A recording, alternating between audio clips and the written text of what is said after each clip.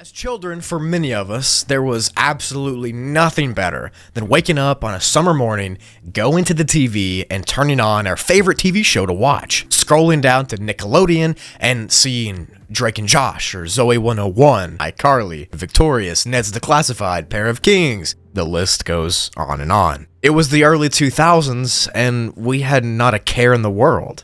And at the time, we had no idea about the absolutely vile things happening behind the camera to many of our favorite actors and actresses. And we couldn't imagine the horror they went through because of some very sick and twisted individuals. With a new documentary releasing soon, exposing Nickelodeon, and the recent news coming out in that documentary from Drake Bell, I decided it was time to make a video consolidating the information and the allegations against former directors, staff, creators, and the weirdos on these Nickelodeon shows. Today, I will be exposing the scumbags behind the scenes of Nickelodeon and shoving their awful deeds right into the light so y'all can see them.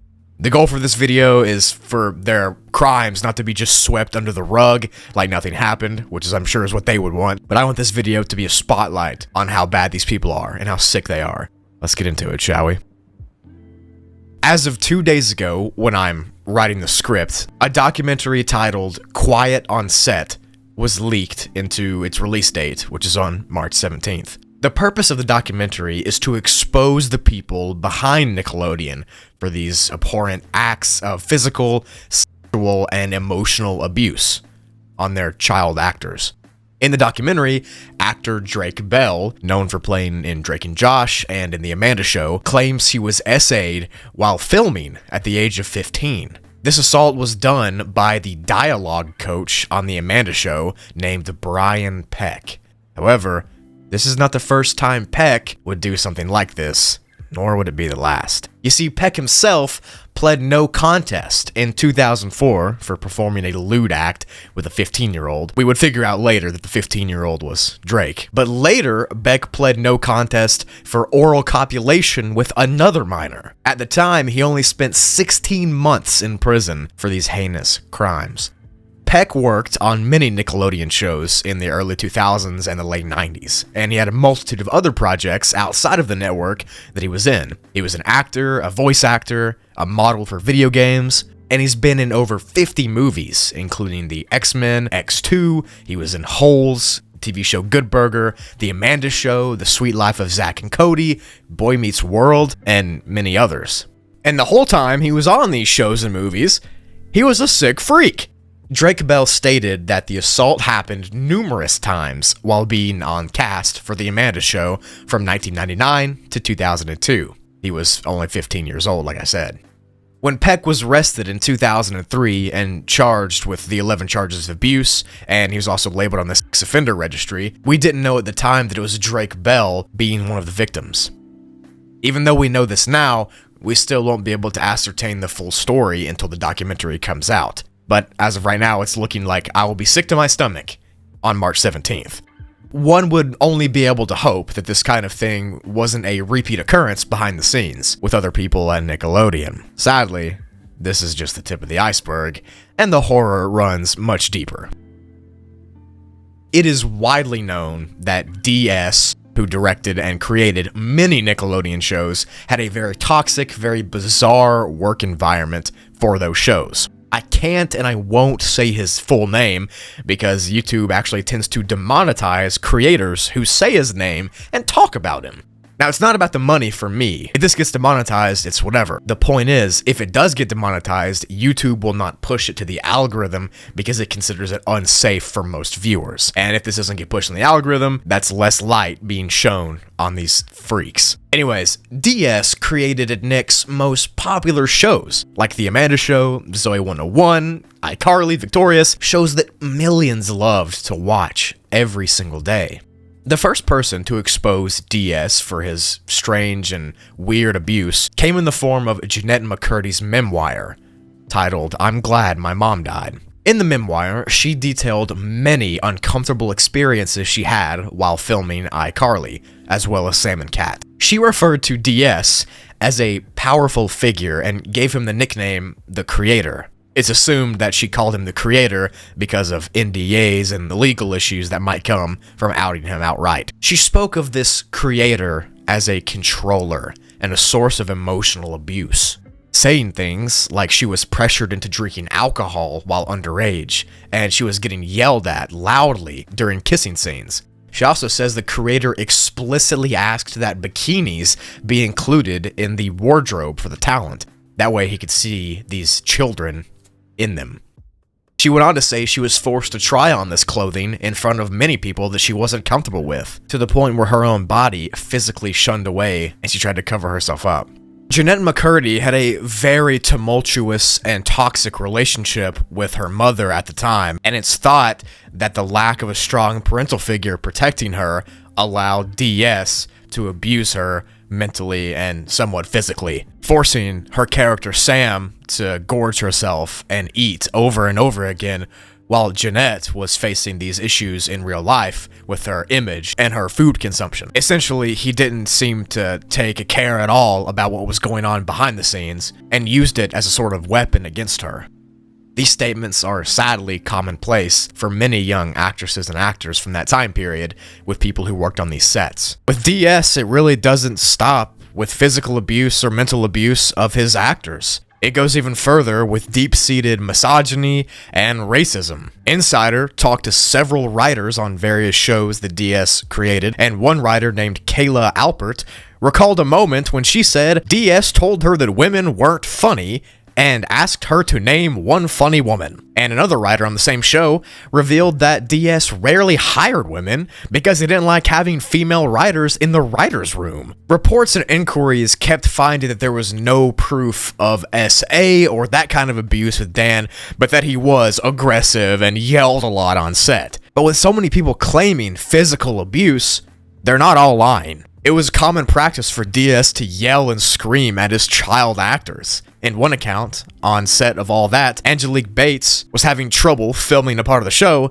and DS yelled at her so hard that she ran off the set crying. Many things like this are a repeat occurrence with different actors of different levels. You have people that were famous for these shows, like the lead actors, and then other people, like writers and creators that made the show. All of them keep saying the same thing.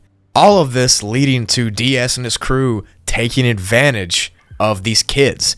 DS claims that there were caregivers and parents always on set, but I'm sure they didn't have a say in anything, and it just left DS and his crew using these children like cash cows and exploiting them physically and emotionally. Another actress, Alexa Nicholas, who played Nicole on Zoe 101, described working on that set as traumatizing, alleging that she was held in a room alone and verbally abused many times by DS.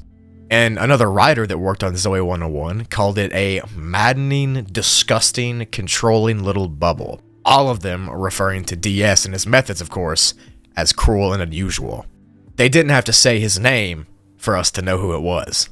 Daniela Monet was another actress, and she played Trina on Victorious, which was Victorious' older sister. She told Business Insider several years ago that some of the characters' outfits were not age appropriate, and further expressed anger and dissatisfaction with the over-sexualized parts of the show. At the time, we didn't really see what was going on as fans and watchers, but when you look back at these shows now, you see all these strange, feet shots and licking and kissing, and then you realize these kids are underage. These are like 15-year-olds, and their feet are being touched and licked for minutes at a time. And there's so many more bizarre things that were shown on screen that now we can look back and see, yeah, there was something going on. DS was also exposed for requesting massages from adult female colleagues in 2000. This was thrown into a hostile workplace legal claim that same year, and that's how we figured out about it. DS has since acknowledged that he asked for massages, but he claims that he, quote, regrets ever asking anyone. Which, yeah, you sound like a freak. You are a freak. DS and Nick officially cut ties in 2018, which marked the end of his 25-year tenure. The reasoning for the termination was because of the growing number of allegations and outings of physical, emotional, and SA while on set. Alexa Nicholas's and Jeanette McCurdy's statements, of course, spearheading that movement. Just 2 years ago, on August 25th, 2022, Alexa Nicholas joined in on a protest outside of Nick's headquarters in Burbank, California. She was holding a sign that said, "Nickelodeon did not protect me." In an interview, she says that she didn't feel protected at Nick as a child. And on Instagram Live one time, she said that she's demanding Nickelodeon starts protecting children and not protecting the predators. In other sad news that is unrelated to this video regarding Alexa, she seems to be dealing with a very real and very dangerous stalker as of the last year. I hope she gets the peace she deserves after these many years of abuse from all sides, and I hope everything works out for the best.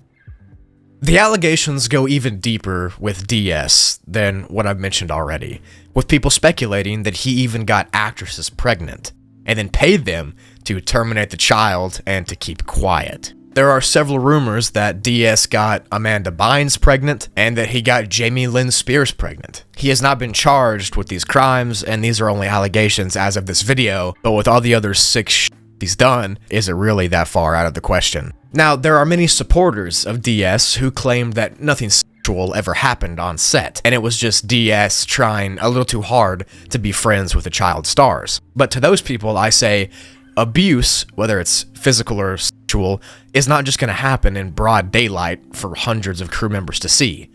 The abuse likely happened under the cover of darkness, where only he had the power. That's what these sick individuals do. They want it all to themselves with no repercussions in sight. But again, it does not stop there, and not by a long shot. The rabbit hole gets deeper. Marty Weiss is a name that you've probably never heard of. He was a longtime manager of young talent in the industry, specifically working with Nickelodeon. And since he's on this list, you can guess where this is going. 47-year-old Weiss was sentenced on July 1st, 2019 for 2 counts of lewd acts with a minor under 14 years of age. He faced 8 felony counts for assaulting one of his former clients. The child, who is the client, is an unidentified male, and this unidentified male told police that Weiss SA'd him 30 to 40 times over a 3-year period, starting when the boy was just 11 years old. And because of this, police suspected that there were other victims as well. This is a man who his entire job was to be a safe haven for young actors and actresses in the industry. He was in a position of authority and was supposed to be somebody that these kids could look to for safety and guidance. And he used this position to take advantage of these children and do horrible, awful things. For all I just mentioned, Weiss pleaded no contest and was sentenced to 1 year in county jail and 5 years on probation. But he was eligible for parole on June 1st, 2020 because of good behavior. Good behavior. He was registered as a SA offender and is not allowed in the presence of anyone under 18. For me, this sounds like a slap on the wrist for an awful crime, and I cannot believe this guy got less than a year for these crimes. The young male victim, who still remains unnamed, said that Weiss told him, quote, "What they were doing was common practice in the entertainment industry, and if the victim were to tell anyone, it would ruin the victim's career and hurt them both," end quote. Weiss saying this to the young male victim essentially proves how gross people are in the entertainment industry. Who knows how many more people there could be doing this stuff that just haven't been caught. Marty Weiss ran his own talent company for years and used it to get in contact with minors like this. He only dissolved the company a few years ago when he was arrested, and then once again got off with a slap on the wrist, and now he walks free. Jason Handy. Jason Handy worked alongside DS on The Amanda Show and The All That Show as a crew member. On April 12, 2003, he was arrested for performing lewd acts with a child under 14 years old. The assault happened 3 years beforehand in 2000, when he kissed and touched a 9-year-old girl in Glendale, California on set. He was released on bail later the same day he was arrested on April 12th. 4 days later, after he got off on bail, the LAPD arrested him again on a no-bail felony warrant and charged him with accosting, soliciting, and enticing a child under 16, with the intent to make a child commit an immoral act. Pretty much, they realized that they let this freak leave on bail, and they arrested him again on stronger charges. An investigation was then opened into Jason Handy, and many truths were unearthed.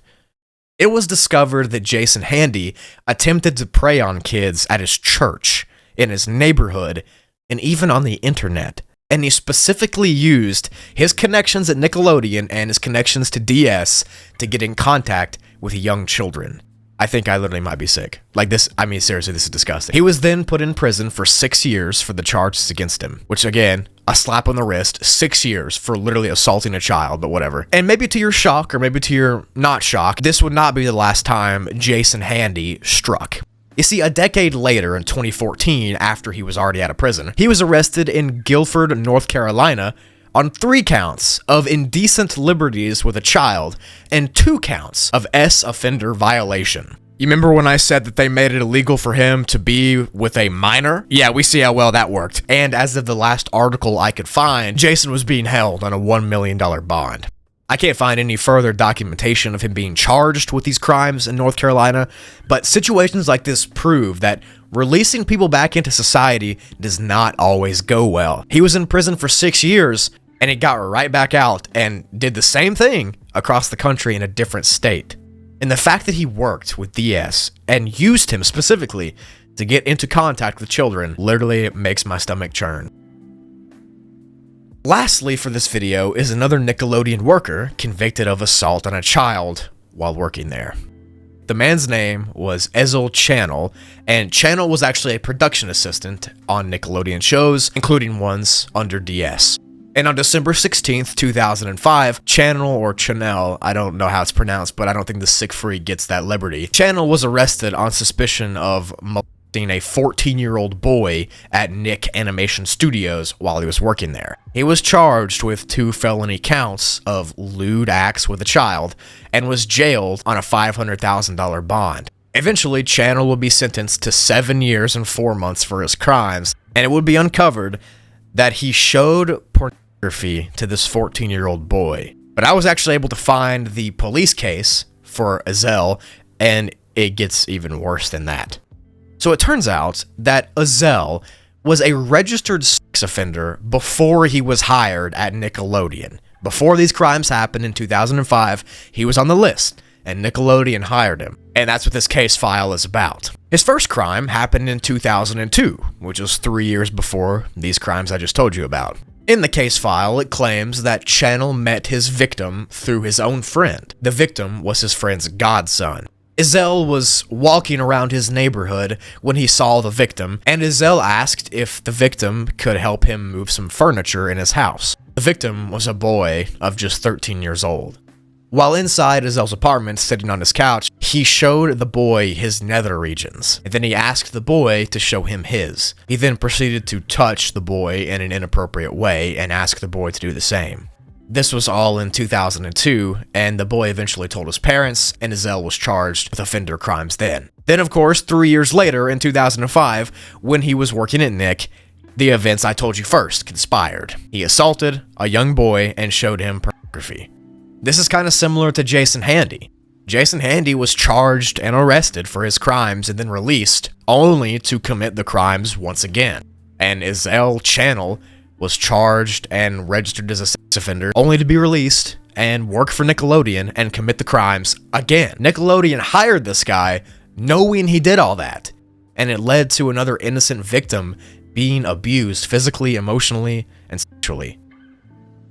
In conclusion, the early to mid-2000s and late 2010s was a very, very dark time for Nickelodeon and their talent. Even though we were all watching these TV shows being produced by DS and his crew of pedophiles, we had no idea about the details that I talked about today. And now that all of this has been aired out over the years, it really puts a blotch on the innocence behind those shows, the childhood naivety. It makes it hard to enjoy them as much when you realize what's going on behind the scenes and how miserable these kids were. And then for DS to stay on the company until the late 2010s, even after the allegations and the harsh criticism, it just doesn't look good. It looks actually awful. But we can only hope that Nick stops hiring pedophiles for their shows. That's our only hope. And maybe, just maybe that'll stop the abuse. But as Marty Weiss told his victim, what they were doing was common practice in the entertainment industry. And if the victim were to tell anyone, it would ruin their career and hurt them both. Thank you for watching until the end of the video. I wanted to upload this to give kind of a one-stop shop for Nickelodeon's people and workers that have been charged with these allegations. If I mess something up or if I miss something, please let me know in the comments. I always appreciate the rhetoric we can have in the comments. And I hope this video shines light on these situations that have happened. And I really hope that all the people involved get the clarity, get the peace that they deserved. I hope that everything is okay with them. And I hope it didn't mess them up to the point where there's no return. I think we all knew like something was happening behind the scenes, but we really didn't know the actual details. And now that I do, and now that you do, I just don't know, to say I'm kind of speechless, to be honest. Hopefully YouTube doesn't shun this video from the algorithm. Hopefully you can see it. If you did, share it with as many people as you know. Get this laundry aired out, and let's hope that Nick stops hiring pedophiles. Thank you for watching, and I will see you in the next video on the channel.